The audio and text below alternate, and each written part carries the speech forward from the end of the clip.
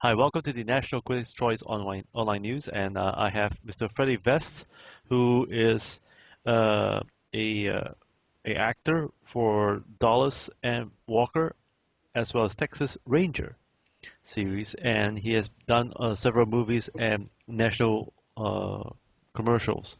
He's also on CBN's The 700 Club, and he has shared many testimonies about his life on this latest book, The Day I Died, published by Charisma House. Uh, Mr. Fest, thank you for joining me. It's amazing uh, that you wrote this story about uh, life after death and, and your experience. Um, the question we have now uh, is heaven real? Absolutely. You know, you know, many of the audience right now have a question is, um, what made you realize that heaven is so real? Um, you wrote about it in your book, and some say that it's just a vision or a dream. But what makes it so real to you? Well, one thing for me, I was dead for over an hour. Uh, they could have pronounced me dead, legally dead, for over an hour there. Uh, but what brings it home for me is once I died, once I fell off my horse, my heart stopped beating. I was with the Lord. I was in heaven. I was engulfed in more love. I was just overcome with the amount of love that was just drenched me there, and the feeling of peace and comfort, the communication with the Lord. Uh, he did not allow me to see and witness the streets of gold and the pearly gates, and that because that's the eternal heaven. I was in the third heaven, which Paul writes about in Corinthians, and called paradise. That's our resting place before the rapture takes place. And there, it was just there's not human words to describe what it was like. Uh, I tell in the book, the closest I could get was like when I was a little boy and was out playing all day in the Texas sun, and I would come in and crawl up in my mother's lap, and she would rock me and caress me and tell me how much she loved me, and I felt that peace and comfort, all that love. But you could multiply that by 1,000, and you still wouldn't be close to the feeling that you have when you're with the Lord, and the love and the comfort that you have. Huh, amazing. Could you describe to us the definition of love as a Christian right now and before? Has that changed you and your perception and the definition of love? You know, you hear in the Bible of agape love, Mhm. and we have love here. I have, even love for my wife and my kids. And I hate to say that I put strings on it, but actually you do, because if they do something or they get out of line or they do something you don't like, it's not that you stop loving them, but you interact with those situations. In heaven, the agape love that God has for you is unconditional, and there's no strings attached. It's the love is just unbelievable. People try to describe heaven in a human term or human words, and there's nothing human about heaven. You can't have God without heaven, and you can't have heaven without God because they're both the same. Heaven is the very presence of God, being in His presence. That's heaven.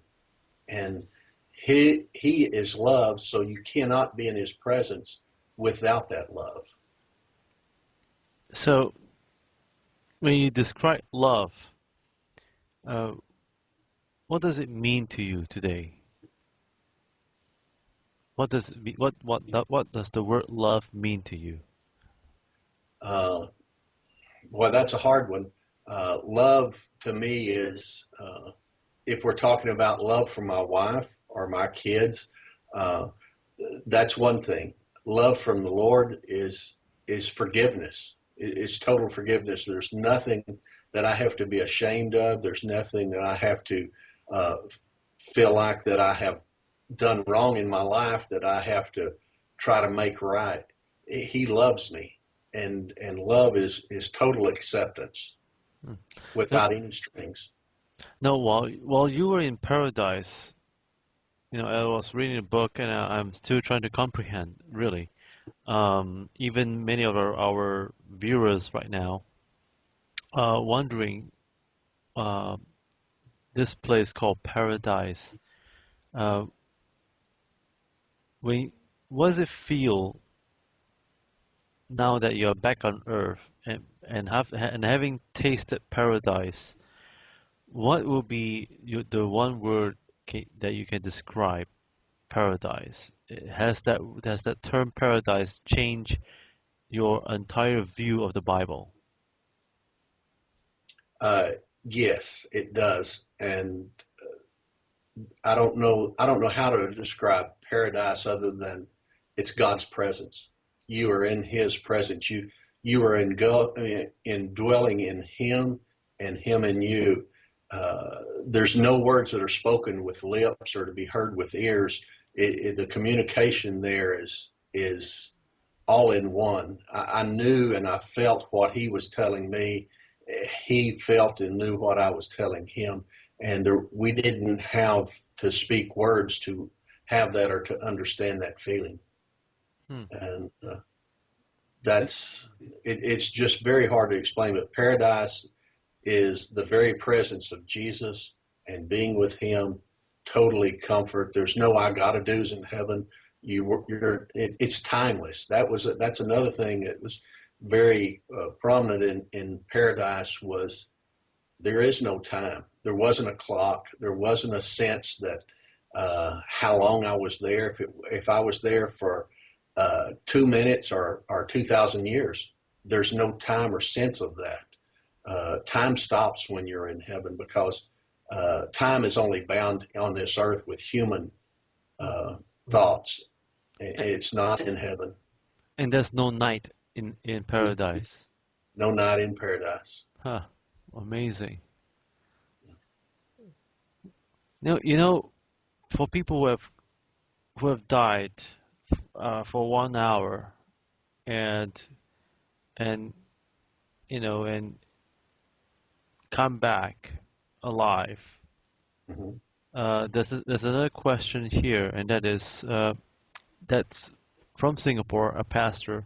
He says, "Dear Mr. Freddy Vest, you have tasted your life in heaven for a period of 1 hour or more, and have you met anyone over there in paradise that you were familiar with, and are everybody in paradise look younger than their age?" That's a question that I get from time to time. They'll ask me, "Did you see or meet your relatives in paradise?" In paradise, your body and your mind, your earthly body and earthly mind, do not go to heaven. Do not go to paradise. Only your spirit. God takes your spirit to paradise, and so there will be a time when we will be given a glorified body at the rapture, and we will see the pearly gates and the streets of gold at the eternal heaven, our first heaven. But for paradise, it is a spiritual experience. Your spirit is spirit with Jesus, God, and it's a spiritual experience rather than a human experience. So, as far as that question, did not see or interact with any of my relatives or any other people there because it was my spirit that was there. My body and my mind were still laying in the dust in the rodeo arena. Huh. Now, when you say spirit, this is an interesting part. Dear Mr. Freddy Vess, you mentioned in your book that your spirit was in paradise. When you mention spirit, could you see yourself? And and and and how does what is the criteria that God sets for anyone to enter into paradise? Do they enter do they enter to paradise just because they are a Christian, or by name, or do they enter the paradise uh, because they were right in your heart? What was God's requirement? Requirement, and this is biblical, but the requirement uh, to enter heaven is to believe that Jesus Christ is the Son of God Hmm. and that He died for your sins. And you believe that in your heart, in your spirit. Uh, that makes you a Christian. That gives you the God gives you the right. You don't earn the right. That God gives you the right then when you die to enter paradise, this place of rest. And only Christians are there, and of course these spirits from before that Jesus had taken there. But all spirits, when someone dies, their spirit goes to paradise, to heaven, if they are a Christian. Hmm. And a good person, you can be just as good as you can be. If you don't believe in God, if you don't believe in Jesus, paradise is not reserved for you. Interesting. Interesting. Now, Mr. Bass, I have another question for you that's from Indonesia. And this question is about while you were in paradise and now that you're back on Earth, do you have any regrets that you have come back to Earth? You And know, uh, I was. He didn't ask me. Lord didn't ask me if I wanted to come back, because if He had have asked me, I would have said no. I love my kids. I love my wife tremendously, but I was so. I don't know what the word is. Comfortable there. I so wanted to be there. I did not want to leave, and He didn't ask me. He sent me back. So do I regret Him sending me back? No. At this point, I can see that there have been souls saved. There are people that have came to know the Lord because of this message, and I can't regret that. I'd be pretty selfish if I did, but I do look forward to the day when I get to return. Uh, I'm not pushing that at this point. When I first came back, I was ready to go the next day. It was fine with me. I'd settled my business, and I was ready to go back. And I thought, I didn't know if I wouldn't. I thought maybe that's what I came back, just to settle my business and talk with the people I needed to talk to, and then He would let me come home again. And that would have been okay with me. But there's more of a message that He has through this experience that I can understand. But I do see that people are being saved and souls won to the Lord because of it. And so I will be obedient and do what He has me do. another question that is from Thailand, and this is a question from Thailand is this: how was it like when you came back alive after? Were the doctors to see that happened, and as well as your family members? Yes, the my family members were not as shocked with me coming back as my family members have seen miracles throughout our life. I mean, and we're used to seeing miracles happen. So my returning and function did not surprise them. That's what they were praying for. The doctors, on the other hand, they didn't understand why I was even alive at that point. They they there was no medical reason for me to be alive, that I was not alive. And although they had me on life support, that 5% chance that I would be alive when the sun came up, which was then. So they gave no hope that I would be alive. And then the doctor topped that off with even if I did manage to live, that there was, they didn't know how much brain damage I would have since I was gone so long. They expect me to be a vegetable when I did come back or for the life support. The doctors were more surprised that I was alive, and even more so surprised that I could talk and carry on a conversation. Amazing. So, so right after this, what did you do? There were, I mean, did everybody from the media and the agents, did they rush to actually uh, question what happened during the 1 hour? You know, there wasn't.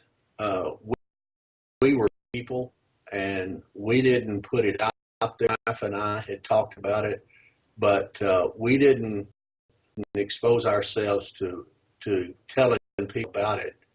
3 months later, I shared it with my wife, and we talked about it. It was 3 months later before we told anyone, and just kind of snowballed after that. There was, a pastor. We had churches and spoke and gave my testimony, and then CBN, Pat Robertson had with the 700 Club had contacted us about them. And my wife and I were real skeptical about doing. We didn't want to do anything. We didn't want to send such this experience. And I told the Lord, we both prayed about it and told the Lord that you have me say, but I won't say any more than that. Mm-hmm. And I didn't love it and what it was. They gave us a review to be able to make the video for them. We did those, and they made the video, and from what I understand, it's quite successful for them.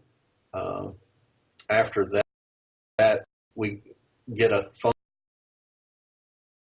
call, and she said,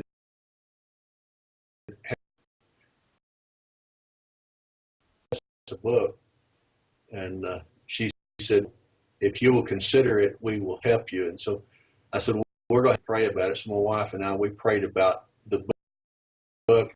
If the book is what God has, then be obedient.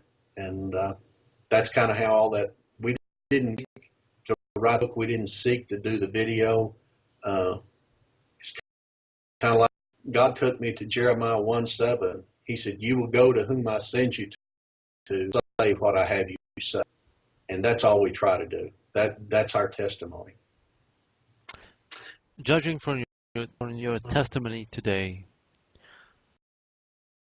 the definition of a Christian, what right now, after all this experience, things that you have learned from this experience, key takeaway, and what will be your advice to any Christian that's alive?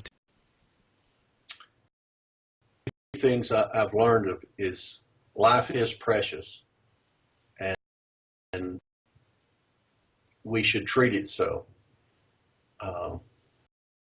You life that God has given you here, He's given you a purpose to be here, and you seek out what that purpose is.